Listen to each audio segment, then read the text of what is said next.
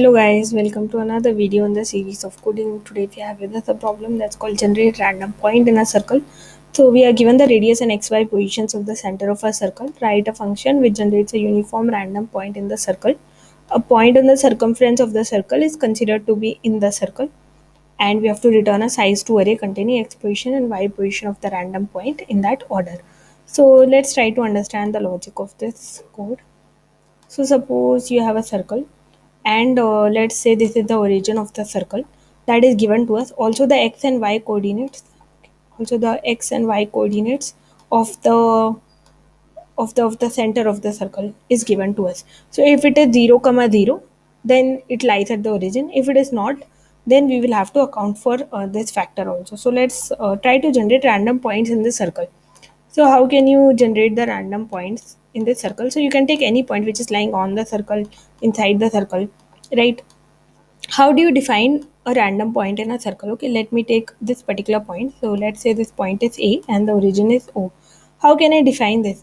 So maybe I can draw 0 to A, I mean O to A. You can draw the line and you can connect them, and you can say I have defined this. So from the origin it is at this particular distance. That means this is the unique random point that I have generated. Is defining the length enough?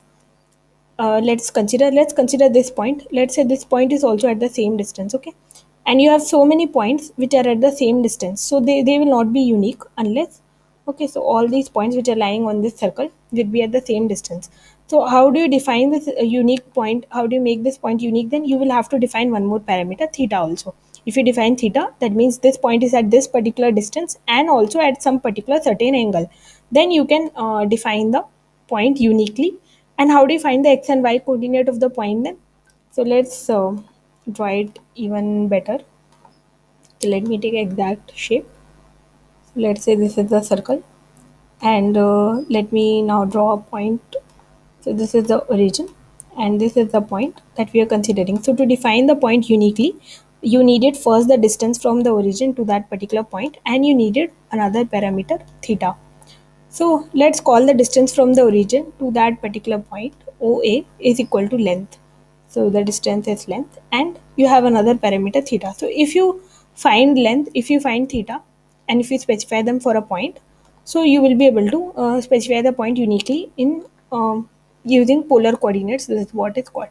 So how do you find the x coordinate of the point? Now suppose you have length, you have got theta also. So if you do length cos theta, you will this will be equal to the x coordinate of the point. And if you do length times sine theta, you will be able to find the y coordinate of the point. This is when the origin is at the center is at the origin. Okay, this is when the center is at 0 comma 0. If the center of the circle is at 0 comma 0, this will give you the x and y coordinates. Length times cos theta gives you x coordinate, length times sine theta gives you y coordinate. But if it is not at origin, okay, so if this is at some x and this is at some y, so let me try to distinguish this. So let me write xr and let me write this at yr.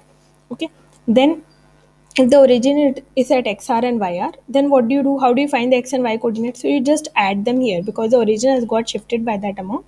So the all x and y coordinates have got shifted by that amount. So that's why this will be the final x coordinate of the point. This will be the final y coordinate of the point. Xr plus length cos theta is the x coordinate. Yr plus length sin theta is the y coordinate.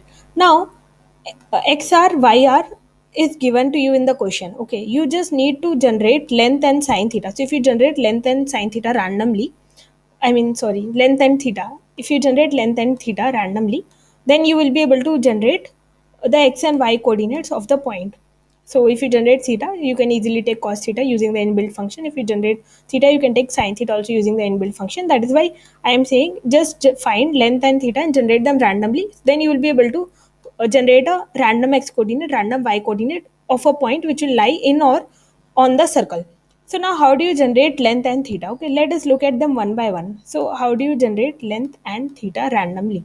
So first let's consider theta. So where can theta range from? So suppose you are given a circle. So this is the theta. Theta is just the angle, right? So theta can range from 0 to 360 degree, or theta can range from 0 to 2 pi, and theta is uniformly distributed throughout the circle. So just take a random function in inbuilt function, and then just generate this using the uniform probability distribution and generate some particular value of theta. some particular value of angle between 0 to 2 pi radians, both inclusive, and you will be able to find the theta. So generating theta is easy. We'll just use the inbuilt random function. So what about the length? How do you generate length? So then you can say I will simply generate length using using the same logic. So I will generate a length randomly between 0 and radius of the circle. Okay, and that will give me the length, because length is what? Length is this particular parameter, distance from origin. Okay, distance from origin to that particular point. So I can just generate it randomly between 0 to r, and I will get the length. But this doesn't work. Why this doesn't work? Because the inbuilt function, inbuilt random generator function rand, it uses uniform probability distribution. What does uniform probability distribution mean? Suppose consider it is a unique unit circle. Okay, so between 0 to 1, what you are doing is you are taking same probability of generating all the points. Probability of generating any point is same. The probability of generating a point which is having radius zero point 0.2 is same as probability of generating a point which is having radius say zero point 0.8. Okay, but is it true? So when you are generating points in a circle, are they equally spaced with respect to the distance from the center? They are not. So let's consider one example and let's see. Okay, suppose this is our circle. So let me try to make it more like a circle. Now let me draw. This is the origin. Let me take, okay, two radius. This will help to understand. So suppose we have 2 points which are at very close distance from the center, and you have 2 points which are away from the center. Okay, are they equally spaced? They are not equally spaced, right? Because as you go on increasing radius, the points go further and further apart. Or the points which are closer to the origin, points which are closer to the center of the circle, they are more densely packed. They are more closely located with respect to each other. So you cannot take a uniform generator, and you cannot generate these points, because a uniform generator will generate these points, okay, this length with equal probability. So you cannot generate this length. Okay, you cannot generate zero point 0.2 length, and you cannot generate zero point 0.8 length with equal probability, because uh, these points which are being generated at a smaller circle, they are having different probability, and this point which are being located at the larger circle, they are having different probability of generation. Okay, one more example to think about this is, you can think about the darts game. So if some of you would have played the darts game, you will know that in a circle what happens is, inside, if you hit the bullseye you will get 10 score. If you hit somewhere just after that, you will get 9 score. And if you hit in the outer circle, you will get 8 score, and so on. Okay, so your score will keep decreasing if you are going away from the radius. Why does that happen? Because it is very difficult to hit correctly at the center. Okay, and it is very easy to hit outside.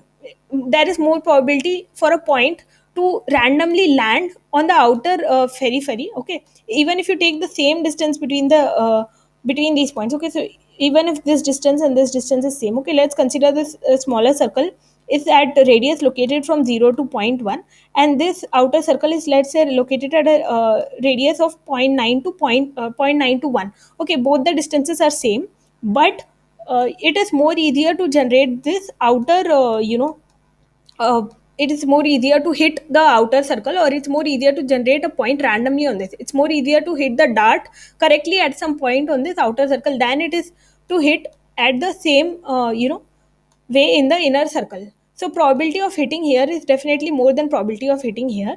And you know by simple mathematics which you have studied in lower classes, that how to find the probability that the dart will land on this particular area. How can you find the probability? So if you are given to find the probability that your dart will land correctly on this outer area, how do you do that? You simply take pi into 1 square, because that is the area, and then you subtract it from the area of the this circle, pi into zero point 0.9 square, and you divide it by the area of the circle. So if we take unit circle, then it is pi into 1 square.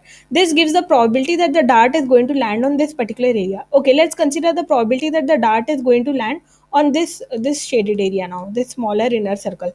What will be that probability? That probability will be different from this. Both the probabilities are not same, even though we are taking distance between the points as same. So what I mean by that is, this will be pi into zero point 0.1 square minus pi into 0 square divided by pi into 1 square. So probability of a dart landing on the outer shaded region is different from the probability of dart landing here. It is easier to land outside than here.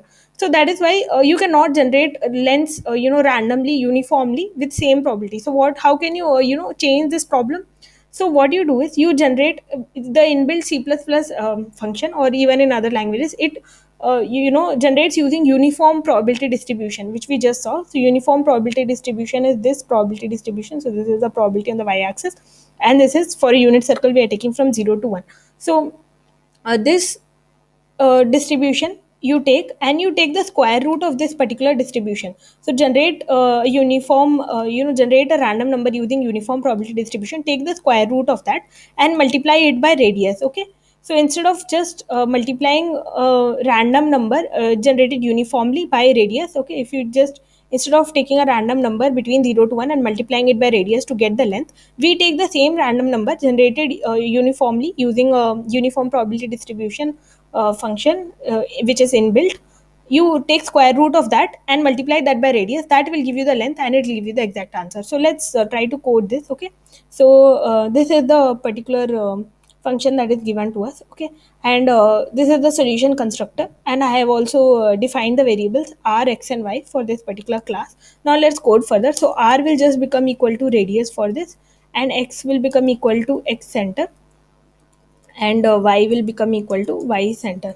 So what are these quantities? So radius is just the radius of the circle, x center is just the coordinate of the origin of the circle, the x coordinate of the center of the circle, and y is just the y coordinate of the center of the circle which is given to us, and r is just the radius of the circle. So now we have to generate a random point. So to generate a random point, what do you need? We just saw we need two parameters, length and theta. Okay, so let me define two parameters, length and theta, because we need both of them to define a point uniquely. So double length, and let me call double theta. Okay, now how do you generate a random number? In C++, you can use the inbuilt function. So what you do is, so I have to generate doubles, that's why I'm using double. So double rand by rand max. So this is going to generate a random number for me. Let me call this random. Okay, so double random is equal to this, but this random number is going to be between 0 and 1. Okay, so I don't need it between 0 and 1. I mean, I have to convert my length and theta parameters in I have to scale them up. So how do I convert length? So first let me do theta, because theta is easier. So we'll understand theta first, then we'll see length. So to generate theta, I have to generate theta between 0 and 2 pi. But what is this particular random variable generating between 0 and 1? So I will just multiply it by 2 pi. If I multiply it by 2 pi, then I will get a number between 0 and 2 pi. So theta will just be equal to random into 2 into pi. Okay, now pi, so you can either give the value of pi. So let's just search the value of pi and let's just copy paste the value of pi, so that we are exact. We will take whatever large value we are getting from Google. Okay, so that is theta. Now how do you generate length? So for generating length, let me again declare a random. Let me call it random2, and let me use the same variable. Same, I mean same logic, but I'm using a different variable, random2. Now I have to generate length. So to generate length, okay, what I can do is I can just take square root of this random2 and I can multiply it by radius. So instead of just multiplying random by radius, I am taking square root of random and multiplying it by radius to account for the unequal closely spaced points. So the points are not equally spaced, they are varying, the space is varying with as a function of radius. So that is what it is. And now finally I will have to return in the form of vector double. So I have to return this. So first, now let me find the x and y coordinates. So let me call double x. So I've used x and y here. So let me instead use x, some other variable, not to confuse. Let me use xr and yr for the coordinates of this. Okay, so let me use double xr and double yr. So how do I find them? So if it would have been a unit circle, it is just simply length into cos theta, right? So length into cos theta. And what will be yr? Yr will be length into sine theta. But it is not a, I mean, it is not a circle that is centered at origin. It's not a circle that is centered at origin. So I will have to, add that. So I will add x here and I will add y here to account for the shift of the origin. And finally, I can just return vector double x r comma y r. So that's it. I hope that this should work. Let me just submit and see if it's working. So there is some error. Radius. Okay, so it should not be radius, it should be r. So I think it should be fine now because I have defined r here, but I had given radius there. Access elements in scalar initialization.